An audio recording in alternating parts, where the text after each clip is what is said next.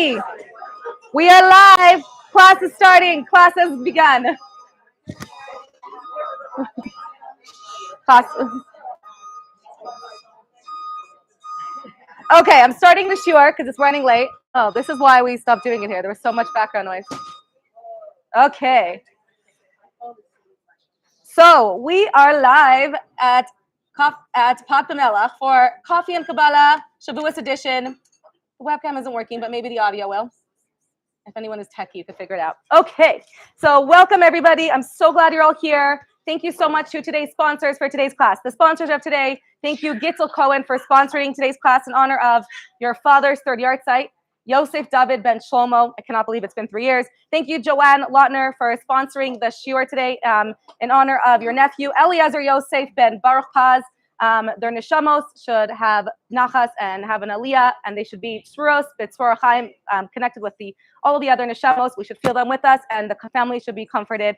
The widows and all those left behind should be comforted, and we should be reunited with them very, very soon. Thank you also to today's partial sponsor, Ada Brown, who I don't even know if you're here, but thank you. We appreciate your friendship and sponsorship, and because of you, everyone was able to order a small coffee in addition to the delicious cheesecakes that Papa Melech is made for us to try in honor of Shavuot, which is in 2 days. So welcome, let's jump right in. Hopefully you have a source sheet that says Coffee and Kabbaalah Shavuot on it.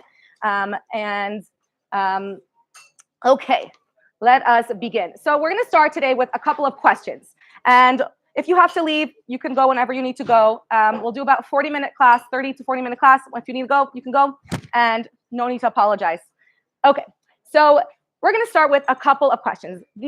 We're going to go a little bit back historically. So going back a couple thousand years, this is, we are, let me just open up my, one moment.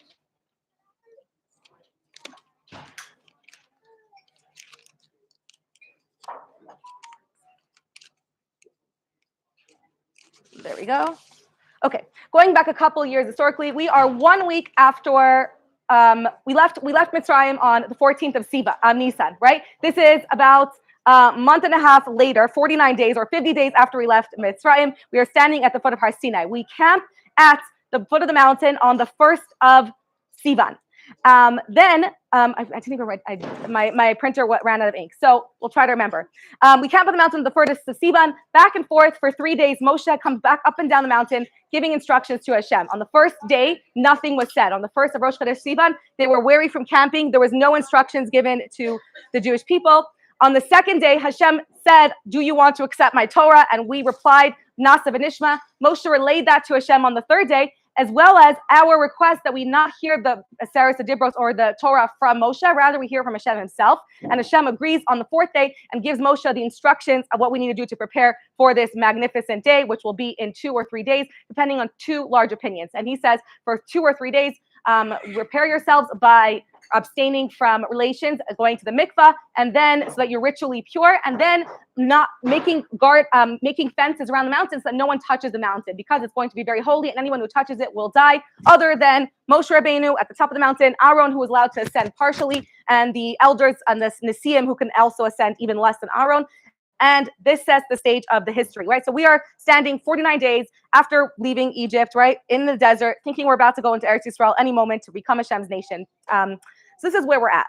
Now, the day of Har Sinai itself, the Jewish people went to sleep the night before, which till today we rectify that by staying up all night, because how could you go to sleep when you're about to meet God the next day, right? Who sleeps? But in Chassidus, we actually learned that they were intending to ascend, to have their neshamas go to a higher place than they can while they're awake. So they actually had good intentions, but because the ultimate is not that we transcend our bodies, but rather engage with the world, they were, we fixed that by staying awake all night and not going to sleep, and that's why we stay awake all night. And so the morning comes, they're awakened by this thunderous noise of thunder, lightning, and this blast of a shofar that's just like the loudest alarm clock you ever woken up to, right? So they awaken, they run to Har Sinai. It describes in your source sheets, it describes the moment that they saw the thunder, right? And that's like, it seems like a typo. Well, who sees thunder? You hear thunder, right? It sounds like something a little child would say, like, and I saw the thunder, right? But clearly we learned from the Gemara and from the Chachamim that it's not actually a typo, that it was a miracle, that they were able to see thunder. They're able to see a sound. And later on in Devarim, it also says that they also heard, they also were able to hear the lightning, whatever that means. They're able to hear that which is seen. So the first question we're going to discuss today, later on, we're going to answer and build up some questions, is why that miracle? What's the significance of the miracle of seeing thunder? Why does we have to know that? Why is it important? And why Hashem doesn't make miracles for no reason? So what's the deeper significance of that miracle? Next, we hear that the sound of the shofar continued to blast, and then there was smoke covering the mountain, and Hashem descended the mountain amidst a fire of smoke, and they heard Hashem saying the first of the 10 commandments. And what happened was, the Gemara says that all of their souls left their bodies because they couldn't handle the revelation. Their bodies weren't kalim, weren't vessels to contain that light, right? If you would pour boiling hot water in a vessel that's very thin glass, it would shatter. So their bodies couldn't handle it. And then Hashem, the Gemara says, used the dew from Tchias Amesim, from Torah, to revive them. And then Hashem said the second one, Lo Yalacha, and that they died again, and the same thing happened. And after they said, okay, we're done, let's hear it from Moshe, we can't handle dying more than twice in one day. Also, the Gemara relays many other miracles that happened in that day. Anyone who was ill, blind, handicapped in any way was cured and healed.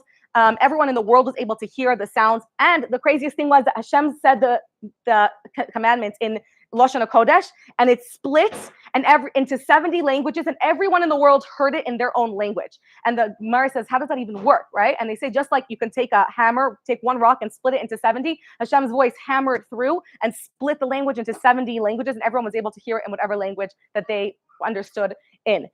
Many other miracles happened, and one other one that we're going to focus on today is in your sources. In Devarim, it says, in the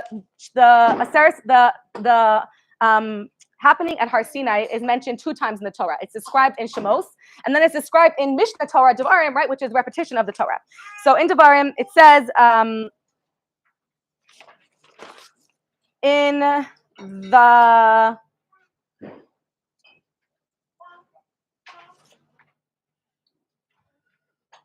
there we go. This source number 4, Devarim Hey Yotes, it's a Devarim Eila Dibar Hashem Al Kol Ka'achem. These words Hashem spoke before all of the entire Jewish nation. Bahar mitoch ha'esh, from amidst a fire, ha'anan va'rafel. So there was a fire, there was dense clouds, kol gadol v'lo yasaf, a loud voice that wasn't gathered, right? And then he gave me these 2 tablets of stone. So what does that mean? They say the loud voice that wasn't gathered. Over there we learned there was a miracle that there was no echo. Again, we have the question, what is the significance of telling us that there was no echo? Who cares? Why is it a miracle, and why does it matter to us? What's the deeper significance of not having an echo at Har Sinai when Hashem spoke? Well, it just seems to me that it's connected with the senses. Right. That people heard with their whole bodies, their senses. Right.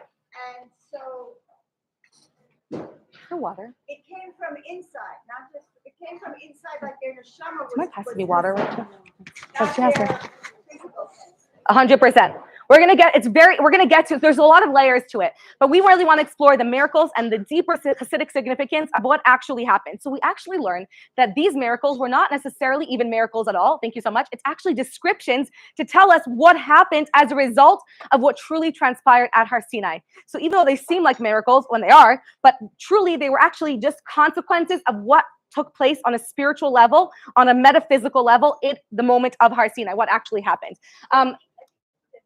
Yeah. Thank you so much. It's what reverberates. Right, 100%. Echo, meaning they were. Rachel, can you pass my water? Really? Right. There was no. Reverberations. There was no. Oh, this isn't yours though. Thank you. Idiosyncratic understanding. It was completely the way it came from God. 100%. Yeah. So there we have 2 main questions. We also have one bigger question we're going to pile up on top of that, and hopefully we'll come with one answer and answer everything. Yay, you're here. Is there cheesecake left? No? Yes, we have cheesecake for you. Okay, this is Ruth Katz. Welcome. Okay, so the next question we're going to ask, and maybe one of the biggest, is what happened? We know what happened. We just discussed what happened physically at Har Sinai, right? We discussed that physically what occurred at Har Sinai, but we want to know what happened behind the scenes. What happened spiritually? On a physical level, we got the Torah. Now, why is this a question? Because we know and we learn in many places that we actually received many of the mitzvos before we received the Torah. Not only did we receive certain mitzvahs like Kiddush HaChodesh, we received Shabbos in the desert on the way. We were right because the Makoshish Eitzim was already killed for not keeping Shabbos. We received Bris Milah from Avar Nevi'im. We received Eber Nechai. We actually learned that the Avos kept all of the mitzvahs. And we also learned that what was Shevet Levi doing the entire time. The tribe of Levi was in Egypt. They weren't under the slavery. They were learning Torah. So they already had the whole entire Torah. They weren't given the commandments. They weren't given a book of Torah, but the Torah was transmitted through the Avos to the entire tribe of Levi, and they would learn Torah. So they already had the Torah. They already kept the mitzvos, right? We even learned that the Jewish people in Egypt kept their names. They kept the mitzvos. They remained strong in their faith. So if they were keeping the mitzvos before, and then we received the Torah, what actually changed at Har Sinai? So now it's just an official ceremony. I remember as when we graduated, like high school, we already graduated, but then we had to come back and have like a ceremony for something that already happened. And we got these like blank pieces of paper because we already had our diplomas mailed to us. And we got these like rolls to like commemorate. So it was like a ceremony commemorating something that already happened. We had already graduated. This is a month later. We've done our trip. So was this like that? Was this just a fancy ceremony to celebrate the Torah, which we already had? We'd already accepted the Torah. So what's new? We're saying Nasiv and Ishmael will commit to it.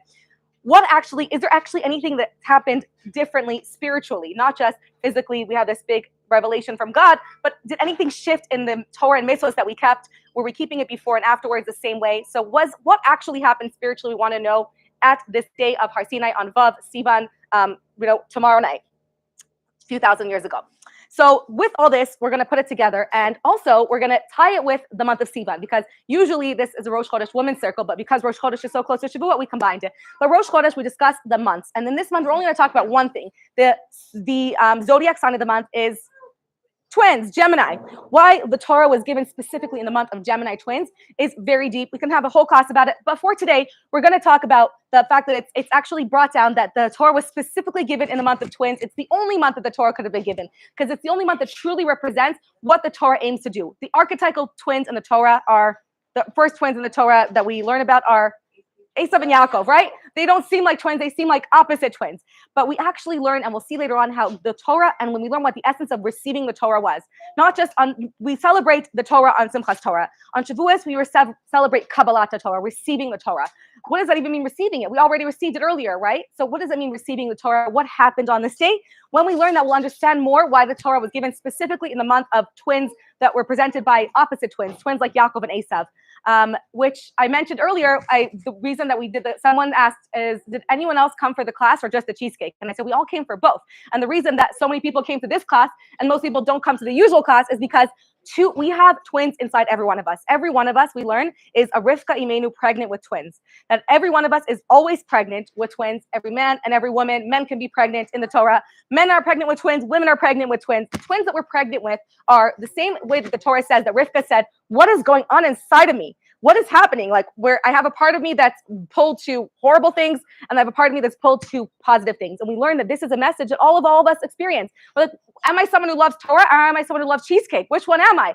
And when does she find comfort? When shame or neighbor tell her, oh, you're not a troubled, confused person. You are pregnant with twins. You have twins inside of you, not just one confused child. You have a Yaakov that wants to come and learn Torah all day, and you have an Esav inside of you that wants to eat cheesecake all day, and they both can have to coexist somehow. So we are all actually pregnant with twins, and the Torah was specifically given to not just to the Yaakov, not just to the part of us that wants to, the neshama, the godly soul that wants to learn Torah, but we learn in Tanya that we have two souls. We have a godly soul and we have an Esav soul. We have a physical part of us. We have a body. We have a soul that animates our body. We have two neshamos. So we're constantly feeling, part of me just wants to eat cheesecake all day, but I'm conflicted because I also want to learn Torah. So which one am I? It's both. So that's why in the Chabad, we always try to do programs and events that will also appeal to your animal soul, to the Esav soul inside of you. So we'll have cheesecake, and that will make your animal soul want to come along with your godly soul who wants to come learn Torah. And that's why, so your animal soul is coming for the cheesecake, your godly soul is coming for the Torah, and everyone is happy, and they could coexist now, and you're no longer a tormented woman pregnant with twins. Both of your twins are satisfied. Everyone is getting what they need, and we're all happy, right? So we cater to both, and we talk to both, and we don't reject. The Torah was saying, by giving it in the month of twins, we're not rejecting the Esav inside of us and saying, we're not a religion that